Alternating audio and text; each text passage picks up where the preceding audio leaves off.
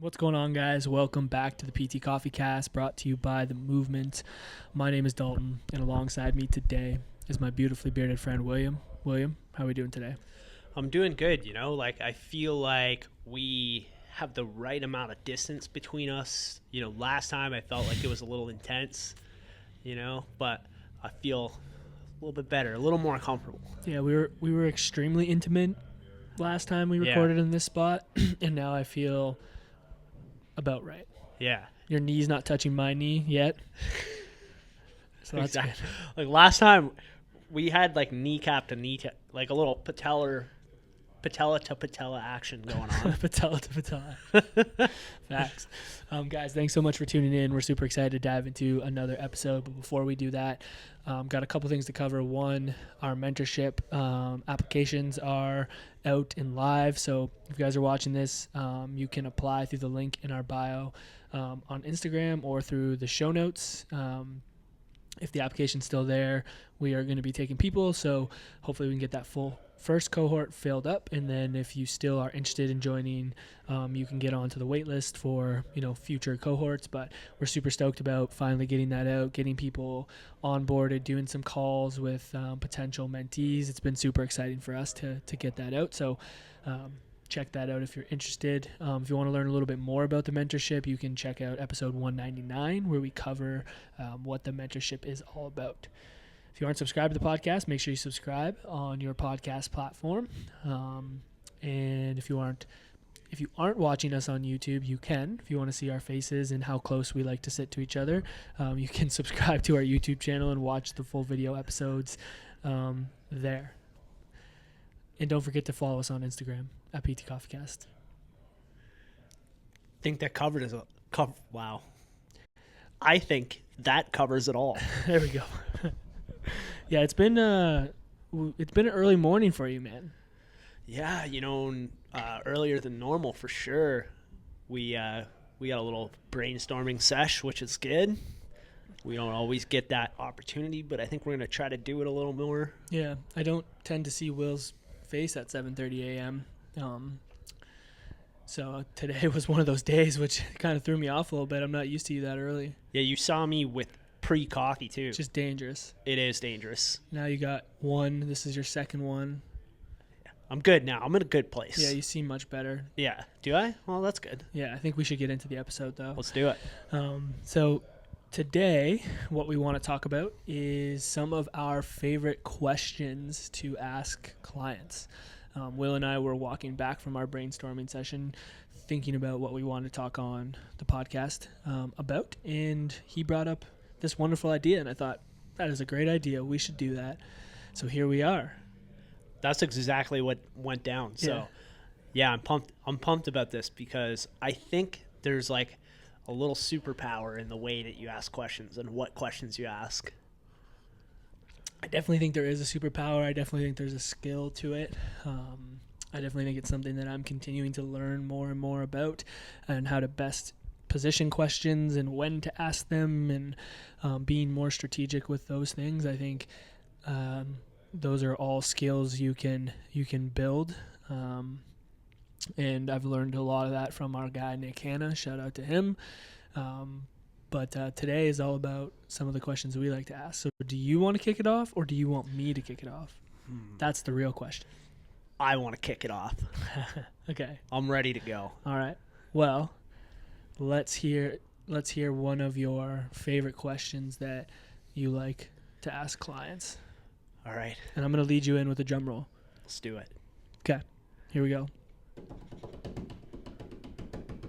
And Will's question is, what did you think about that exercise? oh, very good. Elaborate. All right. So I think, something that I was just noticing, and this is a recent thing I've been doing actually, but we always ask, how did you feel? How did you feel about that? Did you have discomfort? And I think those are great questions, but I just noticed that I was asking the same one a lot, and so what I did was I just changed it very slightly and said, what do you think instead of what do you feel? And the reason I tried doing that was I was wondering if that would lead to some discussions around like thought processes and lead to some discoveries of like, you know, maybe some problem solving or things like that. And it's a very open-ended question, but it also forces them to think about it, because I'm saying, what do you think, you know, versus like asking it in a closed way. Like you know, Did you think that exercise went well? yes, exactly. Yeah. Thanks for that. Yeah. And the what do you think insinuates that they have a thought Yes, on it? because they're for sure going to, unless they're completely just going through the motions, right? Yeah, like most people have thoughts on things, but they don't necessarily want to share them because for many reasons. So I think like the what do you think about this is a good way to do it, because it insinuates that they have thoughts, which is more likely for them to share. Gets them like actively engaged in the session too. And I found like sometimes when you ask what do you feel, like a lot of the times it's sort of implied because you're in a physio session that it's like, well, not much pain or a little bit of pain. And I just wasn't getting a lot from that. Whereas like, what do you think? You get into more of like the cognitions. And I started like, and thought processes, and I started getting more like tangible things that we could work together on. Could you like give me a little bit more of an example of like some of that stuff that you pulled out that you felt was tangible by asking that question? Yeah, it'd be things like, one, just kind of confirming that something seemed really to be effective based on what we were working on. You know, people would be like, I think this is really going to help my problem, you know, is like a response I would get, which is just like, okay, great. Well, now we know, right? Let's double down on that type of approach. Yeah, you could even elaborate on that and be like, well, why do you think this will be helpful to your problem? 100%. Great follow-up. And then that can have them start to, what I find is they start to give their thought process on how things are going. And I'm always hoping in those situations that they're saying things that we've been trying to educate them on. You know, for example, well, I feel that this exercise is going to make my knee stronger, but it's not going to impact like the damage of my knee or something like that. I'm just giving like an example off the top of my head, but that can have them express what they've been learning, or give you an idea of just where they sit on that thought, because maybe they say something that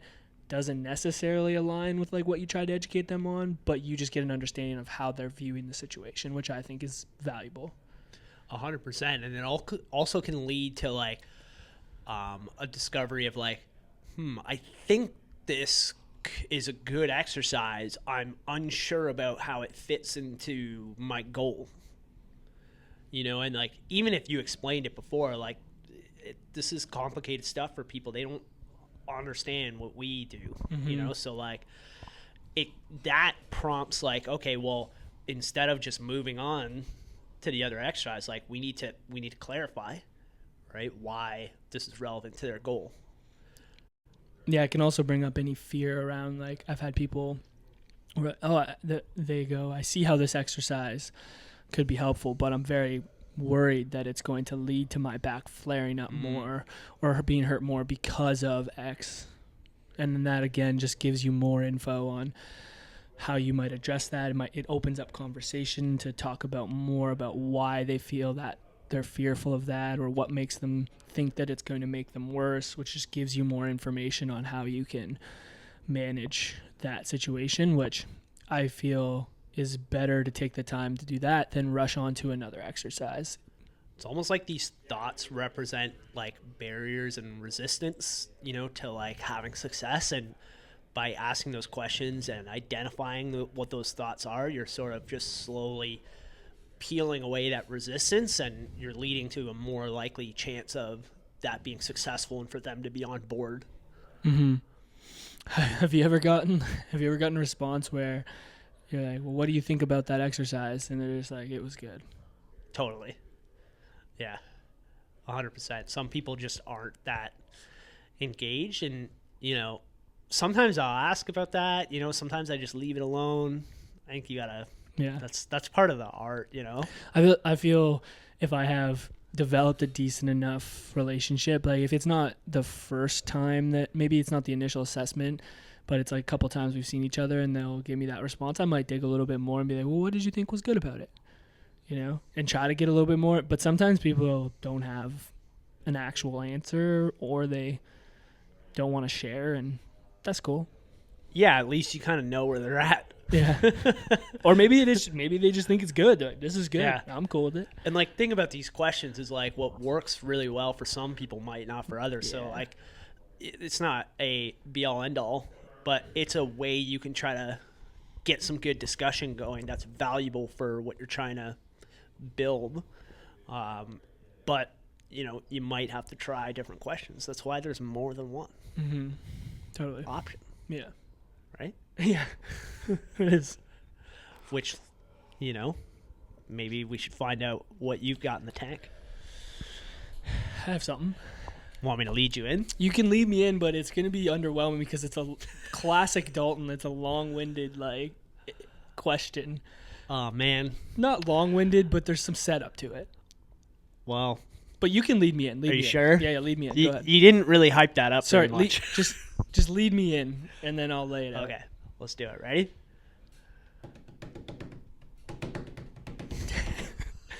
And my question is, on a scale of 0 to 10, 0 being you've made no progress, you feel like you're exactly where you are, where you were when you started, you know, you're still in pain, you're not feeling confident, and 10 being you've absolutely crushed your rehab, you feel like you're accomplishing everything that you wanted to accomplish, and you're ready to go and get back to crushing life. Where would you fall on that scale? Boom. Is my question. That one question that I like to ask. Obviously give a little more context around like why and the strategy behind that, but most of the time this is like something that I'll ask people at like our midpoint, like check-in assessment that we have. Someone that's kind of moving through their plan, maybe they're halfway through their plan, and making progress and moving forward. I like to ask that question to get some insight into where they think they're at, and you can pull a lot out of their response. So for example, you know, and I like to try and make it very extremes, like almost comically extreme, of like 0 being you're worse than you were before, you haven't made any progress, or because most people have at that point made some progress, and then exaggerate the 10 out of 10 being like have some fun with it, kind of make it funny is what I try to do.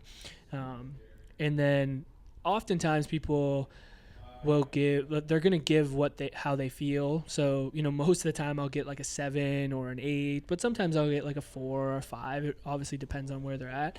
But I find that answer gives me insight into where they think they are, and if where they think they are is in reality to where they actually are in the rehab in the rehab progression. So for example, if someone says, oh yeah, I feel like I'm 8 out of 10 on that scale, and in my mind from a rehab progression they're only at a 4, well, now I'm intrigued. Like, why did they feel that way? Why is there a difference between how they see themselves and how I see how I see where they are, right?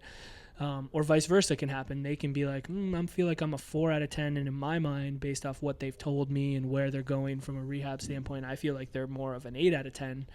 Well, I'm intrigued. Why do you feel like you're only a 4 out of 10? Or where's that mismatch coming from? So that's one piece that I find it gives you some insight on.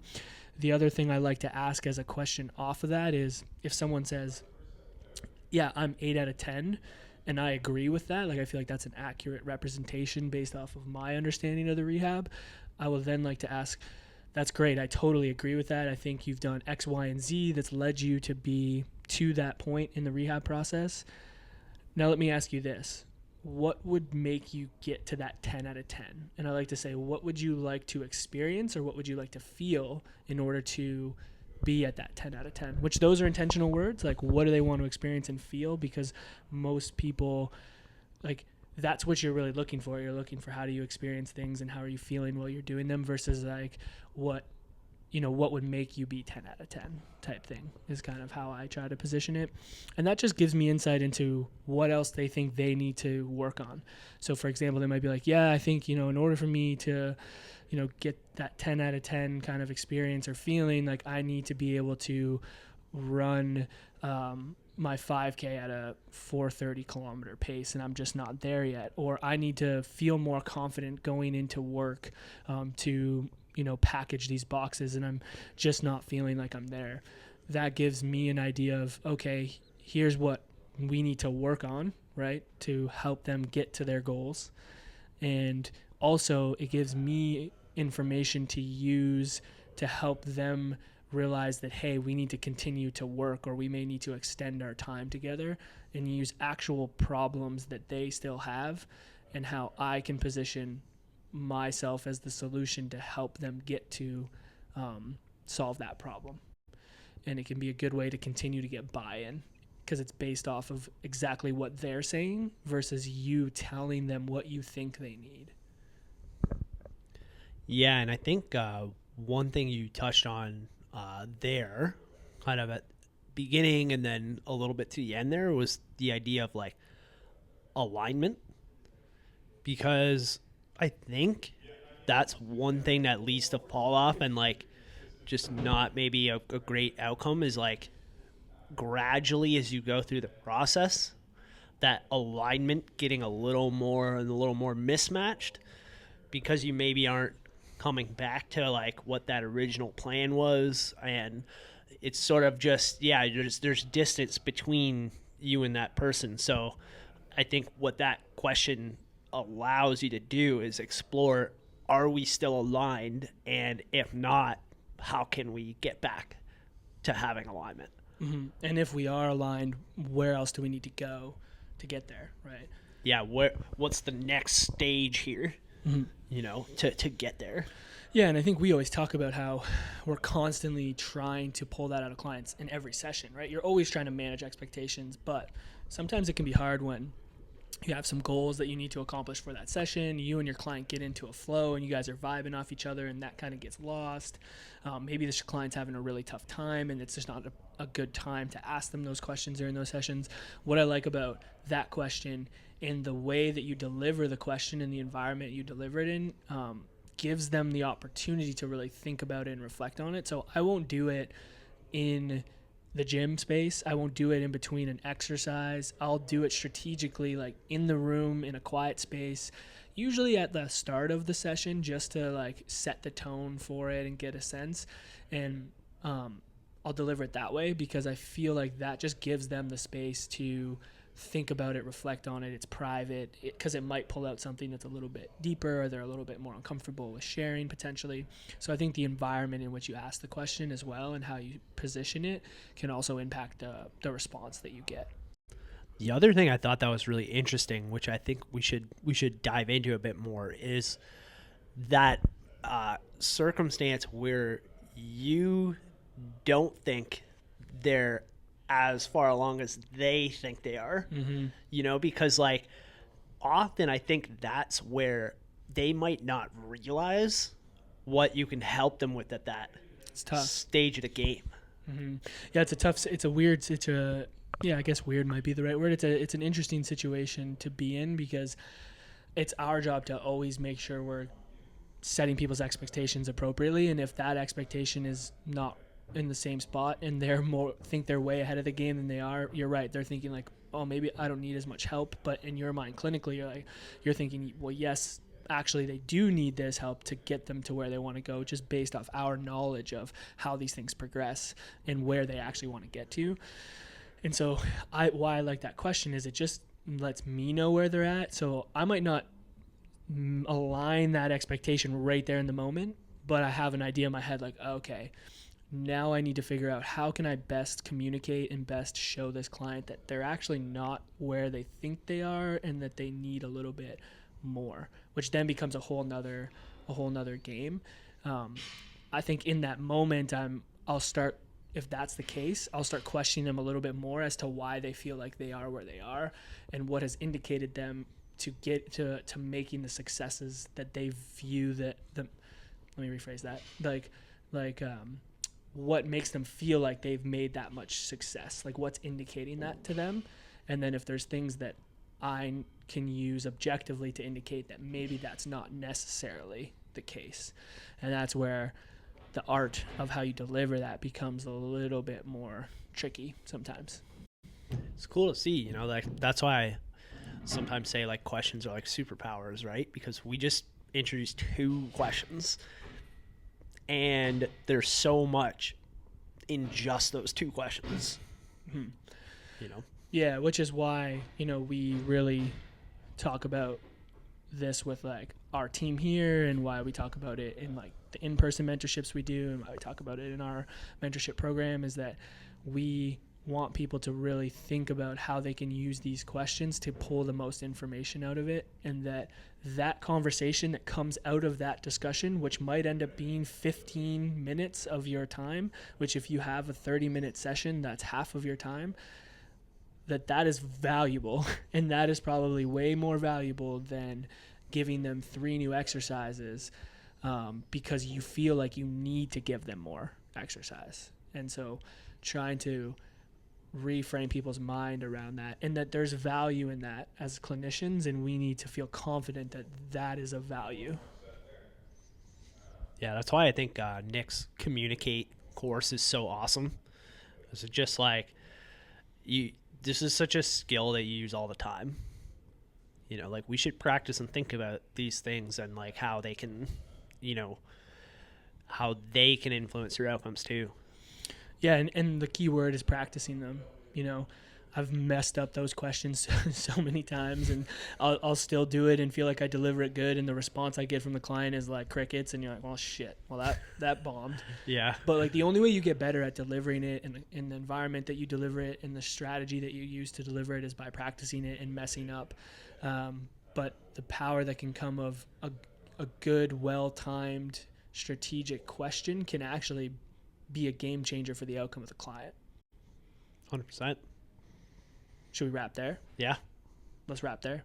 Guys, thanks so much for tuning in. If you want to learn more about some of the things that we talk about in the mentorship, or that are in the mentorship itself, make sure you check out episode 199 of the PT Coffee Cast. If you're interested in applying for the mentorship for our first cohort, you can do so in the show notes below, or through our bio on Instagram, which is at PT Coffee Cast. It's also in our main page at the Movement PTs. So anywhere we are, you can find it. You can apply there and see if we can get you in for the first cohort. Outside of that, guys, make sure you subscribe to the podcast on your podcast platform. You can check us out on YouTube, where you can see our pretty faces and watch the full episode in video form. But outside of that, that is all we got for today, guys. As always, stay caffeinated. Peace.